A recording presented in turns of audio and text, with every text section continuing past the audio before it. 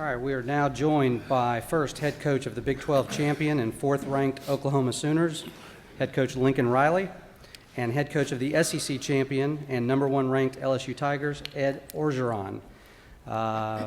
Coaches, we'll start with an opening statement, right? Coach Riley, we'll start with you, and if you could just talk about so far your experience in Atlanta in this bowl week and maybe how it's compared with other bowl trips that you've had in the past. Sure. First, just want to offer our thanks, appreciation to everybody involved with the Chick-fil-A Peach Bowl. Having been in a few of these bowls can be a difficult balance. There's the experience of the bowl, getting to meet all the people involved with it, getting to enjoy the city, and then certainly in these playoff games, you're balancing trying to give the teams a great experience, but also kind of the space to get ready for obviously an important game, and these guys have done as good a job of any that I've been around of balancing that. Our team has really enjoyed the city of Atlanta, enjoyed this week, so very much appreciated, first class all the way. So had a great week of practice. At this point, I think everybody's just ready for the game to be here. We certainly can't wait to play. All right, thanks, Coach. Coach O? I want to thank Chick-fil-A Peach Bowl, City of Atlanta. All the guys that worked tireless hours, I think, is very well organized. They gave us a chance to come here and have a playoff type mentality and still have a bowl experience. I think that the time that they asked us to do things was very short. It was very entertaining for our football players. It was great to spend some time with Coach Riley and his family, get to see the staffs, get to see his fine football team. And I thought our teams interacted well together. There were some competitive games and stuff. It was fun. The food's been great. The facility's been great. Just a great atmosphere. Thank you, Coach. All right, we'll go ahead and open it up to questions. If you would, please raise your hand. We'll get you a microphone, and let's start right here, right side, row one, gentlemen. James Hale, Sports Talk 1400, The Ref in Norman. Lincoln, the last few years since you've been at OU, you've set the standard for offense in college football. You have another great offensive team this year. LSU is kind of the talk of college football offensively a little bit this year. When you look at their offense, what do you see, and how much does it remind you of what you guys do offensively when you look at LSU? I see a really, really good offense. They've done a great job. The quarterback has certainly made them go. Like a lot of great offenses, he's a tremendous player. We've thought that for a long time, even when we offered him many years back. And so Joe's been phenomenal for them all year. And they just don't have a ton of weaknesses. Offensive lines obviously played well. They've got weapons on the outside, weapons at running back, and they've got a scheme that's very creative in the way that they use those guys and create matchups. So a lot of respect for the way they've played. You watch them, there's certainly some things that are similar, and then there's a lot of things that are different that make them unique. So the whole thing, to me, it doesn't matter where it came from. It's how do you package it? How do you make it fit the strengths of your team and your players? And they've certainly done a tremendous job with that. All right, next question. All right, we're going to go here on the left side right here in the third row. Jacques Doucet, WAFB-TV in Baton Rouge. Coach Orgeron, you're two very talented freshman running backs, Tyrion Davis-Price and John Emery. How much have they matured since the beginning of the year, and are they ready to play on such a big stage? Yeah, both of them are ready to play, along with Chris Curry. All three of them have different talents that, Clyde can do all three things. I think all three of them are different. All three of them can do some of the things that Clyde does, not all the things that they do. They've matured. I think that the games have gotten them ready. John's improved on the things he had to improve on. Tyron's a big bull. He's very physical. Chris Curry has learned the offense and can go in there and give us some plays. So I think all three of them have improved, but they have to play very well if they play against a very stiff Oklahoma defense. All right, next let's go right over here in the fourth row. Barry? Barry Trammell with the Oklahoma and Lincoln. We talked a little bit about this in August, but now that you've had a season of perspective, how has Jalen handled stepping into the footsteps of Baker and Kyler and the kind of standard and performance level they set? How's he handled that entire spectrum of having to replace quarterbacks like that? I think his maturity has shown in that he hasn't tried to be those guys. He's been in big moments. He's been in big games, big scenarios, and I don't feel like that was much of a factor with him, which as a coach, that's exactly how you would hope that he would handle it. I think he's learned from them, certainly studying the tape, the different things that we've done, how we've done it. I think has helped him, but he's also added his own flavor to it. So I think he's handled it well. I think he's tried to be himself, tried to learn it and do the very best he can, and he's a guy that's got a pretty singular focus, and that's probably helped him in this situation when you're following, two pretty decent players. All right, we're going to go over here, row 2 on the left. Anthony Patterson with the Atlanta Voice. This question is for both coaches. The last time these two teams met was in the 2004 Sugar Bowl, which was the national championship game. And, of course, LSU won 21-14. I was just wondering from both of you guys, did you know about the history of that? 2, have you watched it? And 3, if, excuse me, 3, how, so yeah, those 2 questions basically. I'll start. First of all, I was at another university, played in a big time game that day too. So no, we didn't watch it. And obviously it was a big game for both schools. Obviously 2 great traditional schools. Obviously the Sugar Bowl, the national championship is a big deal, and it was a big deal at LSU. But did we watch it? Did we study it? No. I remember watching it. I was probably like 15 years old at the time. I haven't thought much about it since then, so no. I remember watching it. I remember it being a heck of a game. So there's nothing you can glean from the film from that game that's going to help you? Nah, it's changed just a little bit. Okay, all right. Back here over on the aisle here on row 3. Hey, Doug Mouton, WWL TV, New Orleans. I got to ask, is there an update on Clyde? What is the latest on Edwards Hilaire's progress right now? He has not practiced yet. He worked out with the trainers. He did a little more yesterday. He felt a little sore after he worked out. I talked to him last night. Obviously, if Clyde's ready to play, we're going to let him play. That's going to be a game time decision. The trainers are going to let us know if he's able to play, first of all. Then I'm going to ask him, are you ready to play? Knowing Clyde, he's going to want to play. Do I think he plays? Yeah. How much he plays, I don't know. But that's still, we got still a ways to go there. He's still a little sore. He's not 100% healthy, obviously. I don't know if he can cut yet, and he doesn't know if he can cut yet, and we'll see. All right, we're going to stay in that same area here in row 4 on the aisle. For both coaches, in terms of your respective fan bases, obviously, Coach O, the Tigers were just here 3 weeks ago. A lot of Georgia fans that day. If you walk us through your expectations for LSU fans showing up, for Coach Riley as well, how much do you expect Sooner Nation to show up this weekend? Yeah, we've always traveled, historically well. I can remember being out at the Rose Bowl week 3 this year, and there was a lot of red in that stadium, a lot of crimson in that stadium. So, I expect our fans to be here to enjoy it. They've always been incredibly supportive, and I know this will be no different. If the elevator at 6 o'clock in the morning in my hotel is any indication, it'll be full of purple and gold.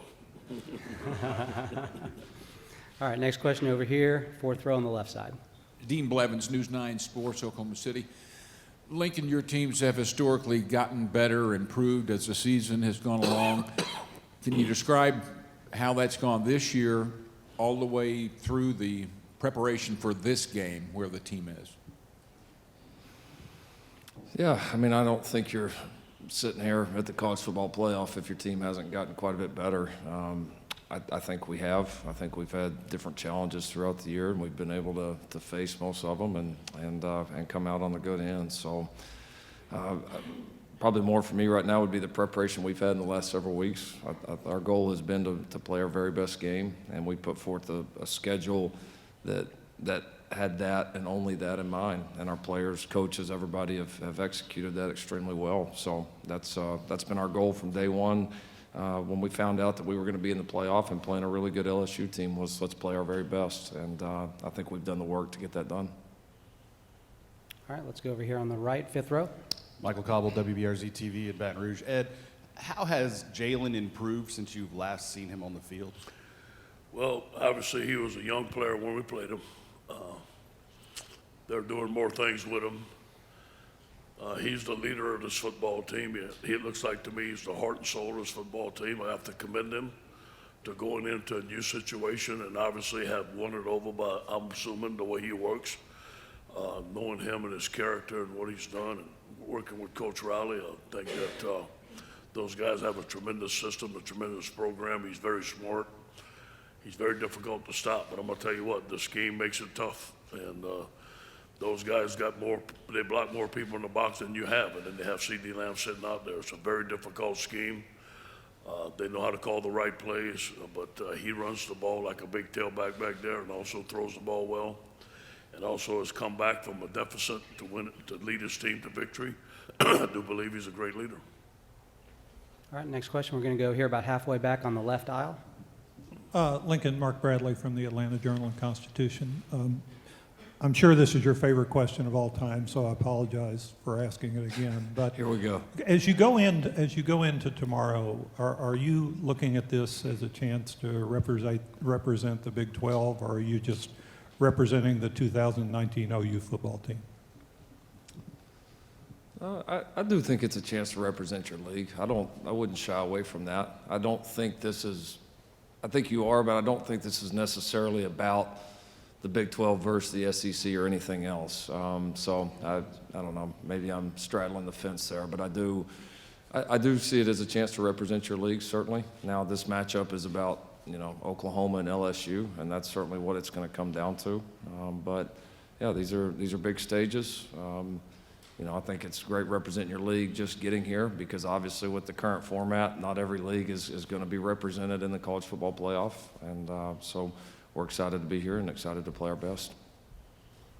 All right, next question. We're going to go in the third row on the far left. Ed Daniels, WGNO New Orleans. Ed, the whole year offensively, your team, even in the biggest games, has been able to play free and loose offensively. How does that carry over? And this is, I guess, the first time you'll be in a one-and-done situation this year. Does that concern you at all? You hear about, guys winning the Heisman and how they gonna play after and all that stuff. We made sure that Joe's rested. We made sure that we have blocked out all the noise. We haven't talked about any individual awards, accomplishments in our meetings, so I think we've left that stuff behind. And we haven't talked about the pressures of the playoff game or nothing like this. We've approached this game just like any other game. The only thing I told them, we come to a playoff game, not a bowl. I do believe we're going to play loose. If it's any indication of the way they've been all week, they've been loose all week. They've had great practices. I don't think that a pressure of a big-time game is going to get to these guys. They have great leadership, but we'll see. You never can tell until the game comes. All right, next question. All right, right here, row 3 on the aisle, please. Coach Orgeron, as you're here, I couldn't help but think about some players that may be playing and part of this who would, if they had not entered the transfer portal or gone somewhere else. Can you speak to that, and can you maybe mention maybe 2 or 3 guys on this team who stuck it out, who could have made that choice and are now part of this? I do believe that the transfer portal in some situations is very good. I do believe that. There's no question about that. If a player is not playing at a school and can transfer like both of these quarterbacks and go there and lead their team to a championship season, I think it's phenomenal. I think everybody needs that chance.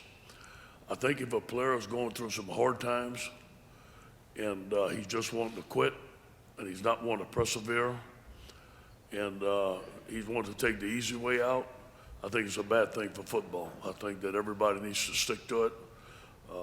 And we've had some players that have transferred and have not had success. I think they wish they'd still be on the football team. We've had some players on our football team that thought about transferring and have come back, and they're glad that they stuck it out. All right, back to row 2 here on the left. This coach is for Lincoln Riley. Earlier in the week, you guys practiced at Georgia State Stadium, which used to be Turner Field. I was just wondering, how was your experience and how did it feel to be practicing in such a place like that, which used to be a baseball field? And also, how was your players' experience from that? Yeah, no, we definitely enjoyed getting there, getting outside. Pretty cool to be in a stadium like that where a lot of championships have been won, a lot of great players have played, and yeah, it looks like they've done a lot of work, certainly around that area. The facility was great, people were great there. It was a very positive experience. All right, next question. We're going to go in the fifth row here on the right side aisle. Coach Orgeron, I don't need you to give me too many trade secrets, but CeeDee Lamb and the matchup problems that he presents, I'm assuming you're going to have to mix a lot of different coverages. Yeah.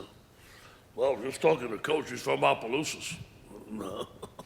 So, wonder how that one got away, you know, and no question about it. That's the first thing I heard about that. He played on the Pee Wee League with Grant Delpit. I can just about imagine how well that Pee Wee League was. But obviously, Coach and them do a great job of recruiting Texas. A lot of our players, well, Katrina displaced and went to Texas, and they've done a great job with him. He's big and he's strong. He's one of the best receivers we've seen, and we face some really good receivers. We see some really good receivers every day in practice, but he's different. Yards after the catch with this guy, phenomenal. And you're gonna have to cover one-on-one. You just can't put a safety over the top of him and stop Jalen Hurts all day. Now you have to mix it up. You can't give him the same thing every time. This guy's too good of a play caller. So you have to mix it up. You have to take your shots. But I think the biggest key is to keep him in front of you and tackle him. I think with the yards after the catch is where he's really dangerous. All right, next question right here in the middle of row 2.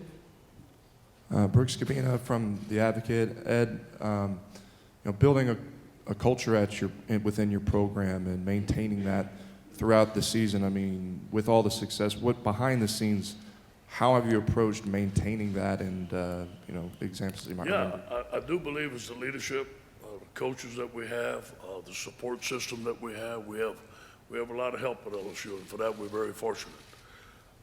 When you have a guy like Kevin Falk that's around, that's able to talk to these guys on a daily basis, that helps. When you recruit character, it helps.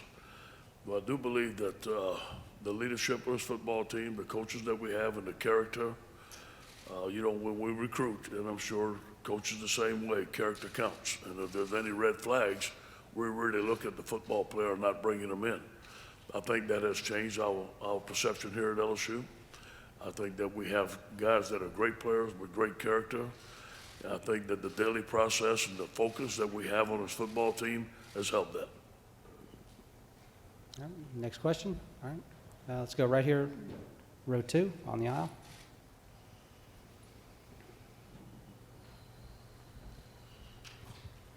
Lincoln, you guys have been here obviously 3 years in a row. Anything that you learned from the last 3 years that maybe helped you this year in terms of this game? Do you handle it like just a big game like OU Texas, or is it obviously much more media the week leading up? Just what you've learned that can help you, how you dealt with this week's workouts. I think it's helpful for a lot of our staff and players that have been here. You understand the scope of it and all the attention and hype that comes around with this game. I think personally for me, probably the biggest help is having gone through this a few different times is within the scheduling. There's so much, you've got a lot of different choices on how you can handle this amount of time. And this year has been different than the others, like we've said, 1,000 times now because of being a week shorter. But it has helped us, in some trial and error before. Some things that we did from a scheduling perspective, when we practice, how we practice. I would say that's evolved, and we feel like we've got a pretty good plan going forward, and some of that's based on what we have learned in the past. All right, next question, row 5 on the aisle on the right. For both coaches, if you don't mind, how much does having the significance of a championship game help keep your team's attention? Obviously, in bowl games, guys get different agendas late in the year and might be thinking about themselves. How much has having this extra game behind you really helped focus your team? Honestly, it's kind of hard for me to compare, because the 3 years, we've been in it. So hopefully I'm never in that situation. But I can imagine it probably helps some. I mean, there's a lot going on for guys at the end of the year. You know, I think at that point you hope the leadership of your team, the culture that you have, is able to keep the team together.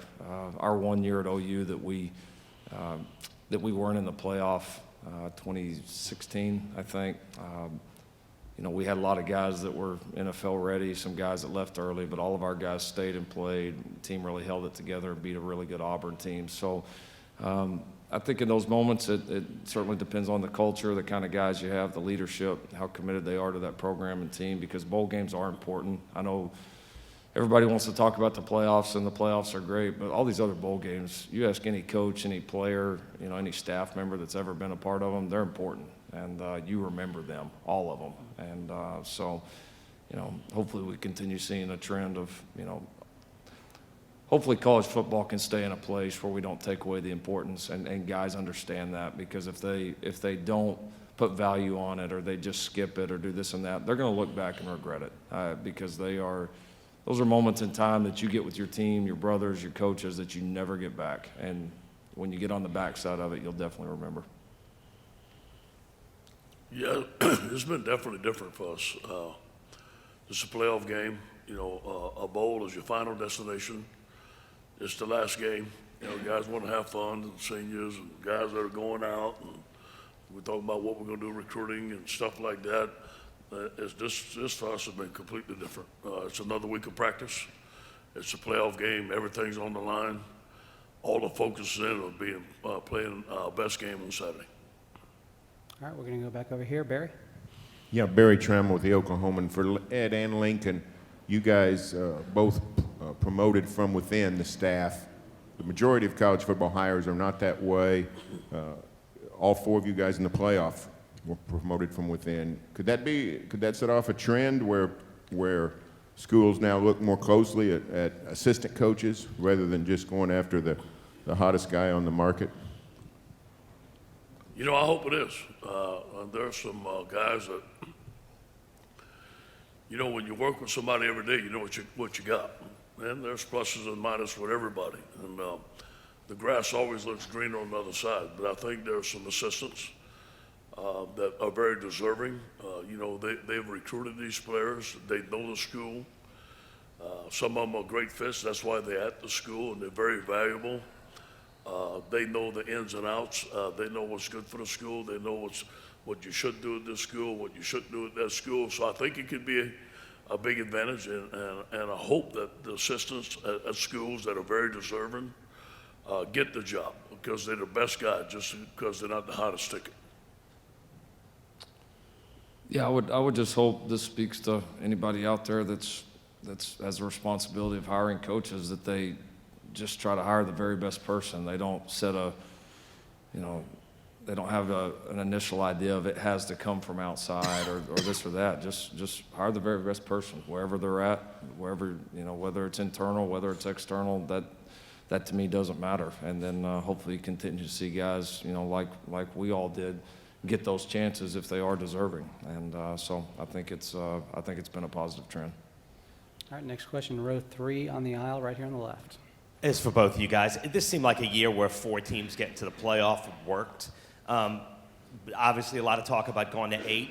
Would you, if you guys had a vote, would you say 4 is good, or would you be okay with expanding the field?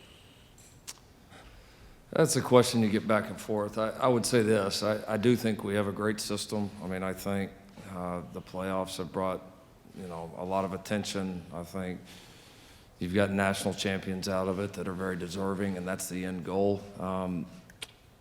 Deep down, do I believe at some point we're going to have all the conference champions involved? It's hard to say no to that, just because conference championships at this level are so hard to win. And college football is different because leagues are different, and leagues are different year to year. And sometimes it's tough to compare, you know, one team's schedule or how one conference does it or how one conference sets up their conference championship game to other leagues. And so, you know, I do think we have a great product right now. I think we've got a great system, but a system down the road that maybe guaranteed all the conference champions in, I don't know that I would disagree with that. I think it's good the way it is. Obviously, that's out my wheelhouse. I don't have a vote. And if it goes to 8, it goes to 8, stays at 4, stays at 4, we just want to play. Next question here, row 2 on the right. Amos Morale, WWL Radio in New Orleans. Coach O, I was wondering if during this process heading to the playoffs, you leaned on anyone from your past or any of your mentors, just to get advice or seek any kind of counsel? Well, I just have Coach Robinson on my staff, obviously, so he's with me every day, and that helps. I have Kevin Falk with me that's been with Belichick, so that helps. So anytime, I don't even have to pick up the phone. I just need to walk down the hall and ask him a question. So that's very, very helpful to us. And I look at the things that we did in Miami. I look at the things that we did with Coach Carroll. If I have to call, I can call Coach Carroll and ask him a couple of questions. I don't. I still have the same practice plans that we used when we were back there, the same game plan. So every once in a while I look at that, but more or less I learned it, and it's more or less those programs, the Miami program and the USC program is what we're doing today. All right, next question here, all the way in the back on the right. Coach Riley, a lot of eyes will be on this Derek Stingley and CeeDee Lamb matchup. What have you seen out of the true freshman this season? He's a very good player, impressive, the way he's been able to play, some of the plays he's been able to make on in some important games, and certainly been able to do that as a young guy. He's certainly, one of the better young corners, that I can remember seeing in the last several years. So they've done a great job with him schematically, and he's kind of hung in there through the year, gotten better and better. It looks like he's stayed pretty healthy, been able to be out on the field and take a large quantity of reps. And so, yeah, he's an impressive kid. All right, we've got time for a few more. Next question, we're going to go here, third row on the left. Coach O, we spoke to Coach Aranda this week, and he talked about how Jalen Hurts was the most dangerous scrambler since the Ole Miss quarterback, and talked about that was a rough afternoon for you guys. What did you learn from that experience, moving forward to having to defend Hurts? Well, I think we were a little surprised by the Ole Miss quarterback. We knew he could run. They had a scheme that really got to us a little bit. We weren't as prepared for that scheme as we thought we'd be, and he was faster, and they were better. I don't think this is going to be the case. That doesn't mean we're going to stop him. We know this guy's a great player. We know they have a great scheme. We know they can make plays. Now, we're just not going to shut down this offense, you know what I mean? But we need to be in the right place at the right time. We need to play our blocks. We need to tackle in space, and we need to keep coming after it. This is going to be a war. This is going to be one of the hardest offenses we've tried to stop since I've been here at LSU. And Jalen's one of the best players. We know that. He's beat us twice already. So he has the ultimate respect of the head coach here and everybody on our staff. All right, right behind Dean. Lincoln, there hasn't been much made this week of the fact you're playing without 4 really good football players. How did you address the club about that, and how does that impact the game and how you approach it? I didn't address our team at all about it. We've, of all the years at Oklahoma, this has probably been the year that we've had the most lineup changes, major injuries, guys out for games. We've dealt with that all season. So honestly, this is nothing new for us, other than it's probably a little bit easier in the fact that you had some time to plan for it. And it's our guys know the deal. That's our culture there. It's if somebody's down for whatever reason, it's next man up. And I don't think it's phased our team at all. We're used to it, and we've got confidence in the guys that'll step up in that place. All right, we're going to take a couple more. We'll go here on the left side, halfway. Nicole Hutchison with KLB in Alexandria. This is for both coaches. What advantages do you guys both think you guys have for y'all's team?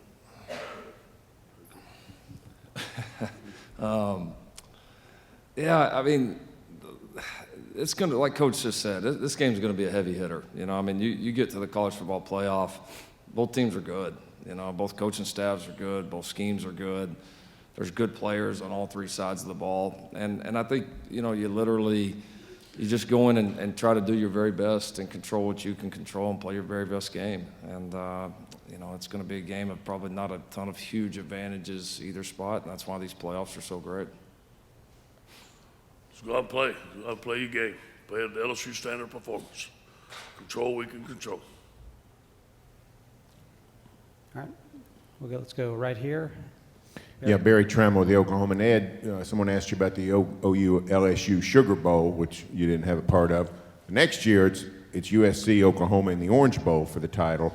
You were a part of that, although you took the Ole Miss job. I don't know if you were in Miami for that game, but your memories of that game and whether you were there or not, or I'm sure you watched it, why did you think such a big-time matchup got so lopsided one way for the Trojans? I don't want to say this boastfully, but I was there, and I remember it.